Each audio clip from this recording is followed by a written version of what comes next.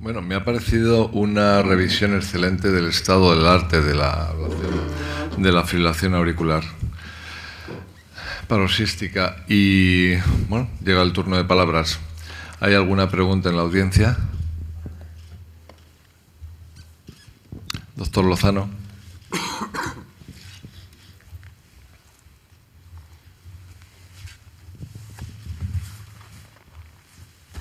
Sí, yo tengo una pregunta práctica de la que probablemente no existe una respuesta académica y es para Arcadio. Arcadio, nos van a empezar a llegar enfermos con dabigatran, anticoagulados crónicamente para ablación de FA. ¿Qué vas a hacer tú con esos?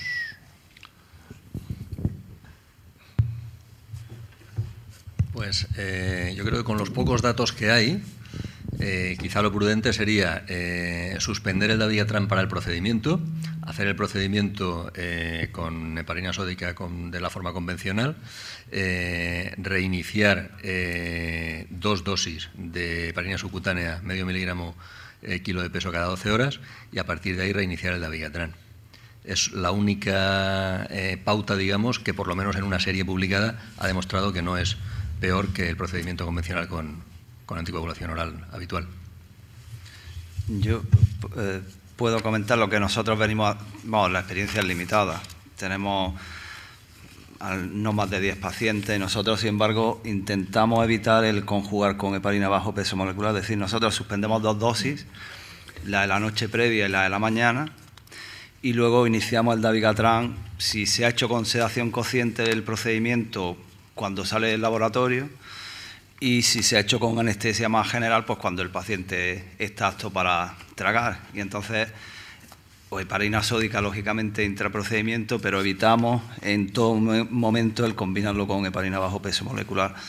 De momento no hemos tenido ninguna complicación. Claro, es una experiencia muy limitada, pero ya te digo, eso facilita mucho también la transición intrahospitalaria, donde pueden pasar de servicio de cardiología, si va a reanimación, tratamientos, la heparina subcutánea, si se pone nota. Entonces también lo simplifica mucho y de momento bien, ¿no?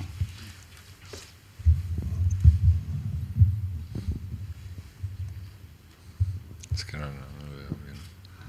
Sí, para Jesús Almendral. A mí me gustaría preguntarte una cosa, también desde el punto de vista práctico. A veces uno piensa que los electrofisiólogos, llegados a un determinado punto, somos pistoleros de una sola bala o de una sola pistola. Y si hemos metido a un paciente en la vía de la ablación, continuamos siempre con la vía de la ablación, aunque sabemos que hay algunos pacientes que no van del todo bien. Entonces, mi pregunta es, en concreto, te voy a poner un ejemplo, ¿qué es lo que tú harías? Es un paciente que tiene, imagínate, pues 58 años, así que no es un chavalito que ha tenido fibrilación auricular paroxística, 58 años, que tiene mucha carga de fibrilación auricular, que le has hecho el procedimiento de ablación, que le has quitado los fármacos antiarrítmicos y recurre a la fibrilación auricular, pero antes tenía 3 episodios por semana y ahora tiene un episodio cada 3 meses. ¿Es necesario repetir el procedimiento de ablación a ese paciente o puedes también manejarte con fármacos un poco, esperar a ver qué tal va la cosa? Sí, a mí me parece que tocas un punto que es fundamental, porque una cosa es las estadísticas que uno presenta en los trabajos, que como algún parámetro tenemos que tener, siempre usamos recurrencia sí o no, que es un parámetro binario y no hay ahí ninguna posibilidad de cuantificar nada, y otra cosa es la realidad clínica del paciente, ¿no? Entonces, hay pacientes, estoy de acuerdo contigo totalmente, que hay pacientes en los cuales la mejoría es enorme, sin embargo, no podemos hablar de ausencia total de recurrencias. Ese paciente entraría dentro de los malos, de los que han recurrido, y sin embargo, a lo mejor la evolución clínica es extraordinaria. Yo hace poco hablaba con un paciente que me dijo textualmente, me vale con lo que hemos hecho. Antes estaba fatal y ahora estoy muy bien, aunque sé que no estoy 100%, ¿no? Entonces, ese tipo de situación la vemos, con o sin fármacos. O sea, a veces la vemos sin fármacos y a veces, como tú también has aludido, si pones un fármaco antiarrítmico ocurre. De manera que a mí me parece que efectivamente hay muy buenos motivos para en algunos pacientes ser conservadores, digamos, en el sentido de no proceder a nuevos procedimientos, siempre hablándolo con el paciente. A mí me parece que en ese sentido es fundamental. No debemos olvidar nunca que la ablación sigue siendo un tratamiento para mejorar la calidad de vida de los pacientes, con lo cual esto es fundamental en mi opinión. Sí. Yo quería hacer una pregunta a todos los miembros de la mesa.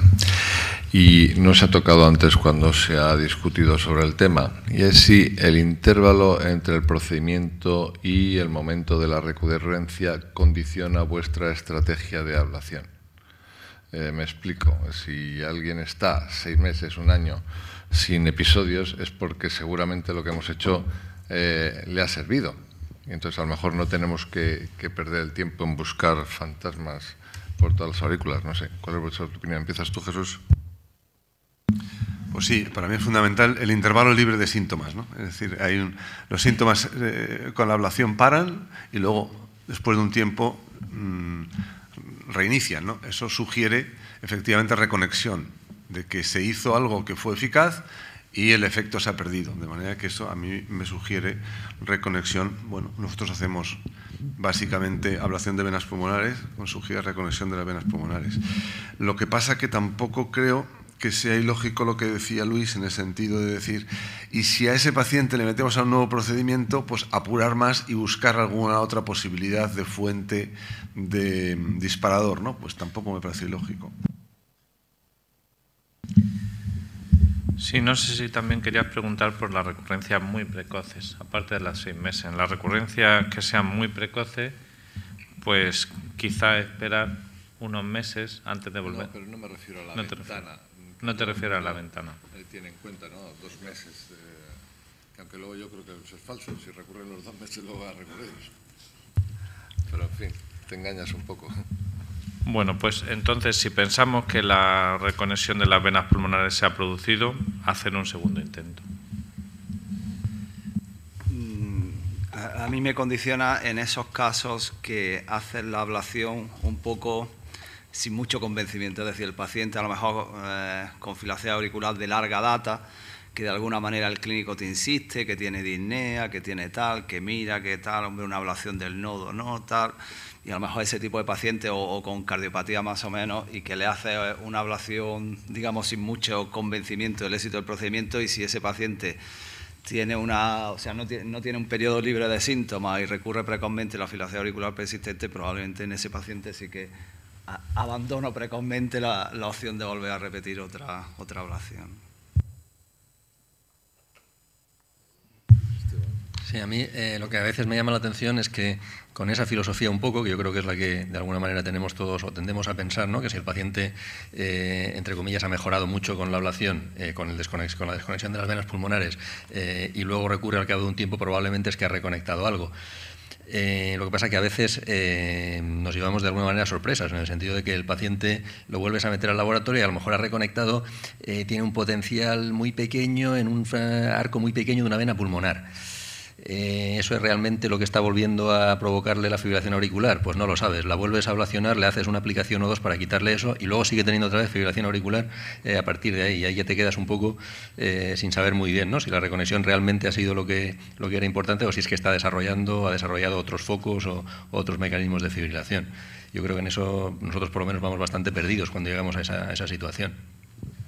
O sea, intentáis quitar focos extrapulmonares en todos esos casos. No, intentamos, casi siempre hay alguna reconexión de algo, volvemos a cerrar esa reconexión, pero nos planteamos que algunos de esos pacientes efectivamente vuelven a tener fibrilación auricular y ya no sabemos si volverlos a meter para buscar focos extrapulmonares un poco a la desesperada o asumir que la desconexión de venas pulmonares no le va a ser muy útil a ese paciente. Yo creo que asumiendo todas las cosas que no sabemos y si la indicación inicial fue clínica y no tiene más remedio a fecha de hoy que ser clínica, el seguimiento y la toma de decisiones en el paciente individual tiene que ser también clínico. Tú estabas comentando recurrencias, pongamos a 6 meses, paroxísticas o cualquier tipo de recurrencia. No, yo estoy hablando de recurrencias que te obliguen a repetir el procedimiento. Entonces lo que estoy diciendo es si el intervalo entre la aparición de los síntomas y el primer procedimiento te condiciona la técnica del segundo procedimiento, asumiendo que lo que el paciente ha tenido como recurrencia implica un reprocedimiento. A eso me refiero. no a si hay que hacérselo o no hay que hacérselo, sino la técnica del reprocedimiento. No, yo si hay una recurrencia, yo voy a repetir en principio, si es un segundo procedimiento, en principio no buscaré focos extrapulmonares e intentaré ver, con toda probabilidad el paciente está reconectado, con toda probabilidad.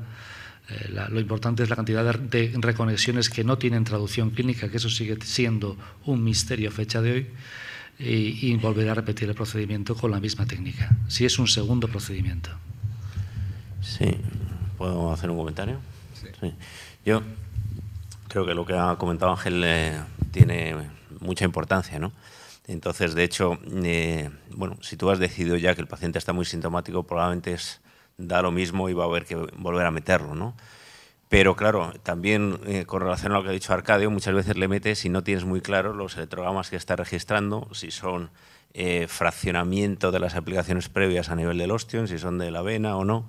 Y por eso es importante lo del intervalo libre de síntomas, ¿no? Hay pacientes muy sintomáticos que les haces el procedimiento, están un mes cero, teniendo previamente episodios diarios y de repente, ¡pum!, empiezan nuevamente con episodios diarios. Eso es muy sugestivo de una reconexión de una vena, ¿no? Y por eso mi planteamiento es, lo recomendado actualmente son 3 meses de fármacos antiarrítmicos en el blanking period, ¿no? Quizás no sé si tendría sentido no dar fármacos antiarrítmicos, porque claro, si uno suspende a los 3 meses los fármacos antiarrítmicos y empieza el paciente a tener episodios, pues no sabe si es por la suspensión de los fármacos o por si realmente se ha producido en ese momento una reconexión, ¿no? Entonces yo es algo que a veces me planteo, ¿no? Si no poner fármacos antiarrítmicos para ver la evolución del paciente al principio y si recurre es por sospecha de una reconexión de una vena. No sé qué pensáis. Y al hilo de esto me gustaría también que comentarais cuánto tiempo pensáis que se puede mantener al paciente sin anticoagulación al acabar la ablación. Es decir, ¿cuándo empezáis con heparina? ¿Cuándo empezáis con la anticoagulación? Porque sabemos que cuanto antes empieces, más posibilidades de sangrados vasculares, que vale, no es un problema, digamos, muy gordo en cuanto a complicación seria, pero sí de complicar el ingreso del paciente.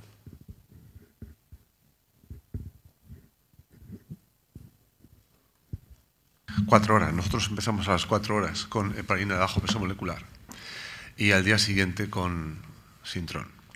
Eso es la pauta habitual.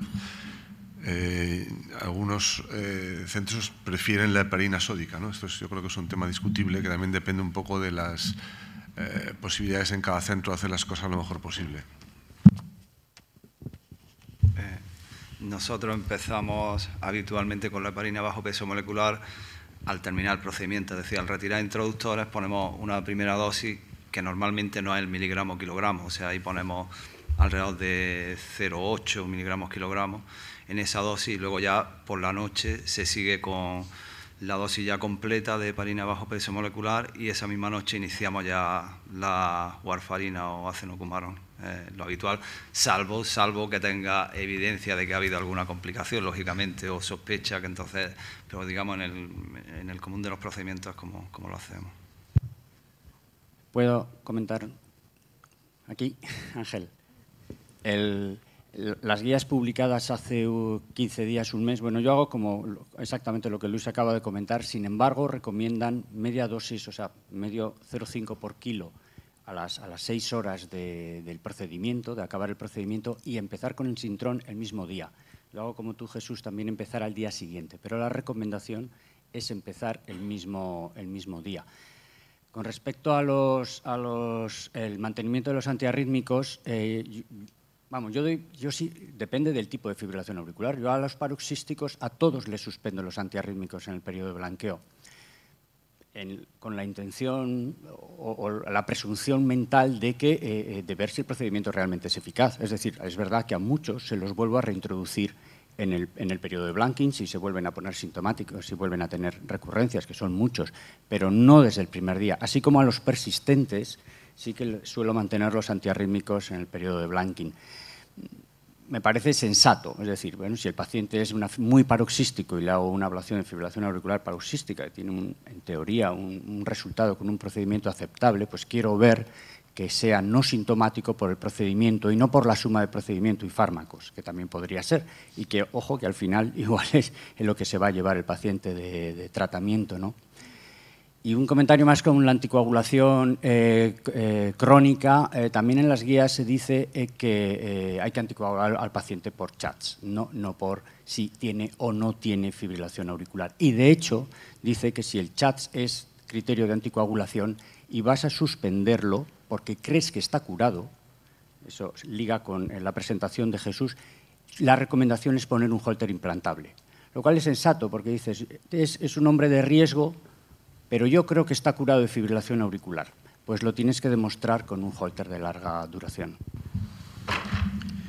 Yo, José Luis, en la pregunta que has hecho, yo es que la pensaría quizás de otra manera. Mira, por ejemplo, ¿por qué tienes tanto interés de saber muy pronto que el paciente ha reconectado las venas pulmonares, ¿no? Y que ha recurrido a la semana? Yo creo que el objetivo es que el paciente esté libre de síntomas, ¿no? Esa es la indicación de la ablación de la FA, son los síntomas del paciente.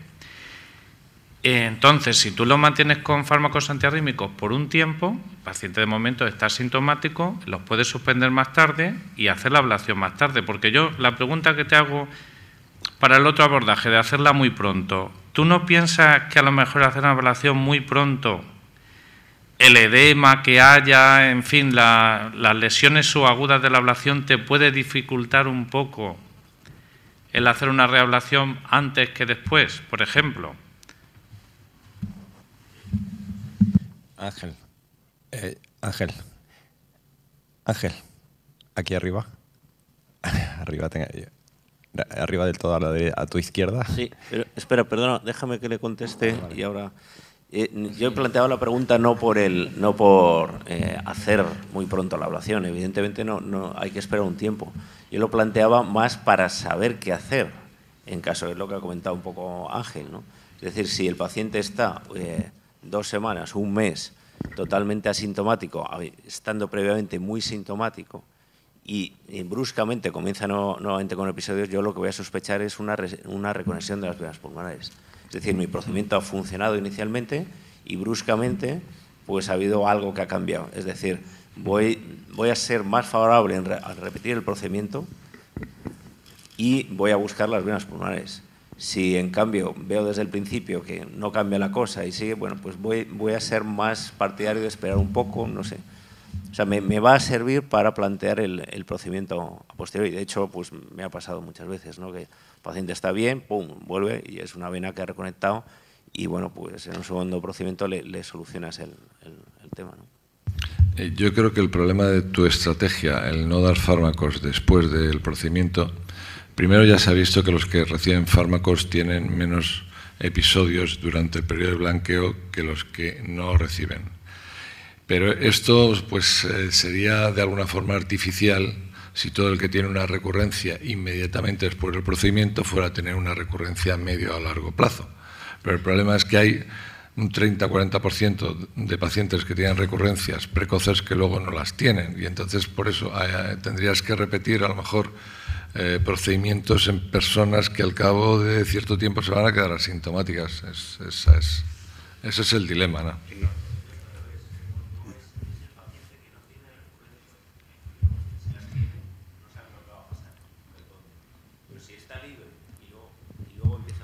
Es decir, si el paciente se queda libre y luego tiene, pues la situación, algo has hecho que luego ha dejado de funcionar.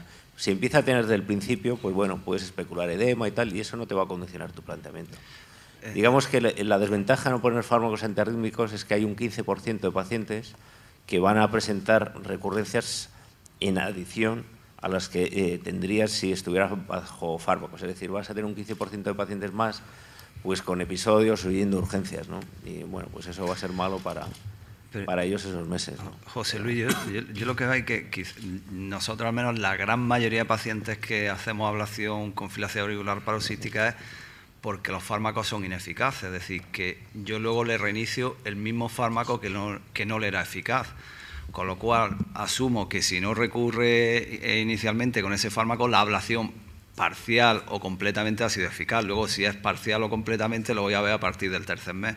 Pero, por otro lado, el paciente que tú, después de un procedimiento complejo, un ingreso con mucha expectativa y tal, tiene una recurrencia a los pocos días, pues la verdad es que es bastante desesperante, ¿no? Entonces, aunque sea transitorio, ¿no? Entonces, nosotros, de hecho, al inicio no poníamos fármacos antiarrítmicos y ahora ya sí los ponemos sistemáticamente un poco por estas circunstancias, ¿no? Creo que había una pregunta por allí que no identifico. Sí, gracias. Yo quería volver a insistir en tu pregunta, que me parece muy interesante. Y creo que hay un papel muy poco objetivo, muy subjetivo de cada uno a la hora de ofrecer a un paciente un REDU, ¿no? Y yo creo que eso es una cosa que me intriga y que hay muchos factores y yo creo que a cada uno nos afecta de una forma diferente. Yo creo que uno de los factores también importante puede ser el ver la calidad de los electrogramas cuando haces el primer procedimiento. Si un paciente, un primer procedimiento, ya la calidad de los electrogramas intracavitarios son malos, pues probablemente tengas más reticencia a volverlo a meter, ¿no? Porque ya sabes que te vas a encontrar con pocas cosas. Pero otra cosa es que os quería preguntar es que ahora ya que tenemos más o menos una evolución en los años de los que vamos haciendo ablación de fibrilación auricular, ¿cuántos pacientes con REDU os encontráis que todas las 4 venas siguen aisladas?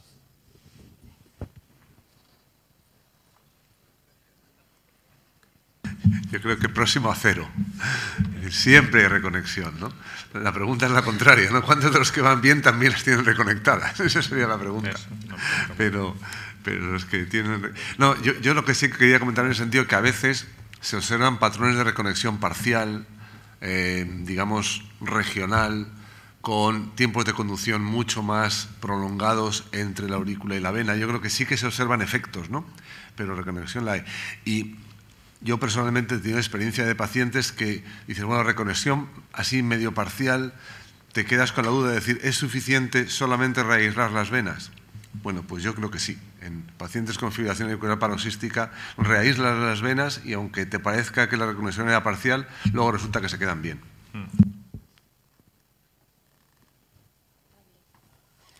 Mi pregunta es para... El doctor Carmo. Ah, perdón. No, pregunta. Mi pregunta es para el doctor Almendral. Quería saber... Estoy aquí, Jesús. Sí. Quería saber si te ha dado la impresión, al hacer esa revisión de resultados a largo plazo, si te ha dado la impresión de que la técnica de la ablación de esos grupos que describen mejores resultados es diferente en algún aspecto. Por ejemplo, que utilicen vainas que en teoría dan más estabilidad al catéter o que comprueben bloqueo de salida en todas las venas en vez de simplemente disminuir la amplitud de los electrogramas. Si te ha parecido que hay algo que pueda predecir esos mejores porcentajes de éxito en estos grupos. La verdad es que no.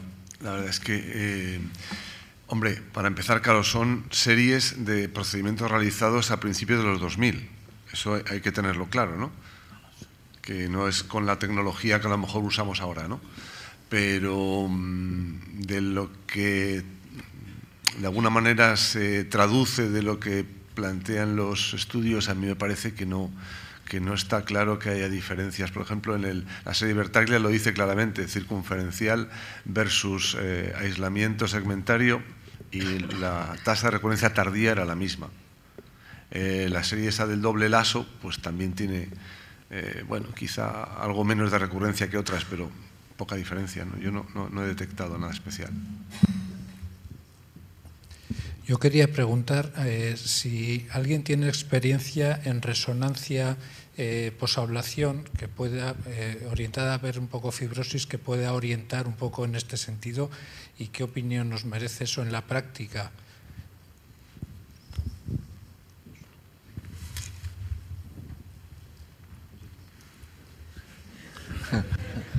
¿Postablación o preablación? Pues como nadie tiene experiencia, puedes hacer otra pregunta. No, bueno, es que teóricamente es algo que tiene, teóricamente por lo menos, parece que tiene razón de ser, ¿no? En estos casos, de decir, pues bueno, ya no tanto la precisión como para poder saber si las venas van a estar aisladas, aunque en realidad eso siempre es, pero sí que es verdad que esa duda que te planteas, es decir, esa reconexión es es lo único que tiene este paciente para que luego recidive la fibrilación auricular, y no digamos si ya pasa un tiempo razonable después de la ablación para que luego vuelva a tener fibrilación auricular.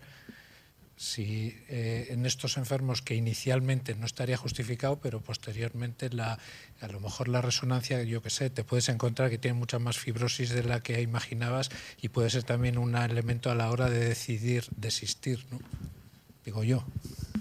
Yo quería hacer un comentario al hilo de lo que dices de pruebas de imagen. Hay un estudio muy bonito que yo lo escuchaba a André Dávila, que es que con un protocolo muy específico y muy aparentemente especial de TAC se puede ver contracción de la vena pulmonar, porque esas fibras musculares hacen que la vena se contraiga. Y cuando la aíslas no se contrae, porque está aislada. Entonces sería una manera de monitorizar de forma no invasiva que persiste el aislamiento. Me pareció muy curioso.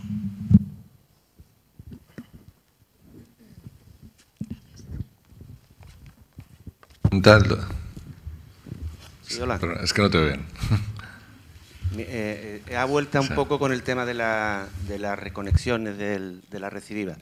Yo creo que en este tema se arrastran datos ya antiguos. Esa es la impresión que me da, que se van trasladando de revista en revista y de autor en autor, y se siguen dando tasas de recidiva, bueno, pues ya la ha puesto antes el doctor Almendral, que son muy discordantes. Está claro que es un tema de método, yo creo que es de método, de intensidad del seguimiento. Es decir, probablemente las definiciones y las formas de detectar la recidiva pues son muy diferentes y no son las adecuadas. Entonces, bueno, yo ayer presenté aquí un trabajo de monitorización continua con Revil y nosotros hemos hecho un análisis de 35 enfermos con FA paroxística, en los cuales hemos analizado la carga pre, que lo considero muy importante, porque no son todos los mismos enfermos. Tú le haces una ablación de FA a un paciente, pero no es lo mismo que tenga 2 episodios en 6 meses a que tenga una carga del 25%. Entonces, uno de los temas que hemos visto es el tema de la recidiva precoz. Hemos tenido de los 35 enfermos, 15 recidivas. Todos han recidivado en los primeros 6-7 días. Es decir, tenemos todos los pacientes con fibrilaciones auriculares detectadas con el Revil y miradas con seriedad en los primeros 6-7 días. Ninguno de esos pacientes ha dejado luego de tener recidiva después del blanking. Es decir, yo creo, la impresión que me da, yo no sé, porque, hombre, acabo de escucharle a Ángel decir lo del 30-40% del blanking que se quitan, no se nos ha quitado ninguno. Es decir, el enfermo que ha recidivado ha vuelto a tener recidivas después del blanking. Y esa es la sensación que a mí me da, de que la recidiva precoz predice una recidiva tardía. Probablemente haya que estar atento a eso porque los redus relativamente precoces sean importantes. No creo que esos pacientes vayan a dejar de tener episodios. Esa es la impresión que me da a mí después del estudio que hemos hecho.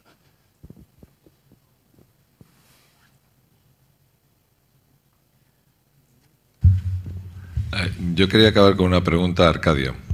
¿La cardioversión durante el procedimiento en alguien que tiene una fibrilación auricular persistente aumenta el riesgo de embolismos durante el procedimiento y periprocedimiento?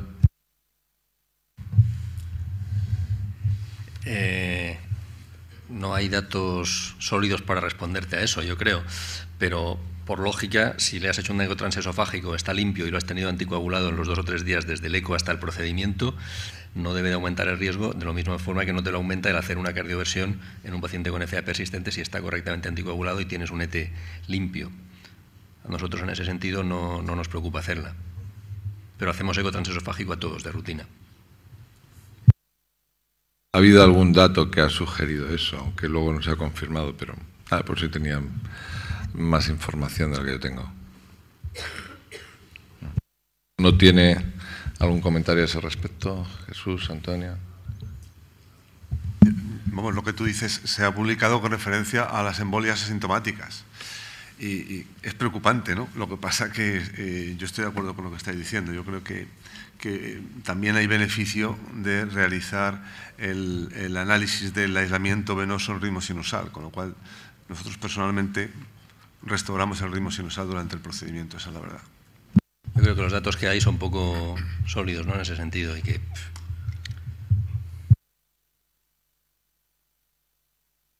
Nada, si no hay más preguntas, damos ya las gracias a todos por la asistencia, a todos los presentadores y moderadores, y muchas gracias por todo.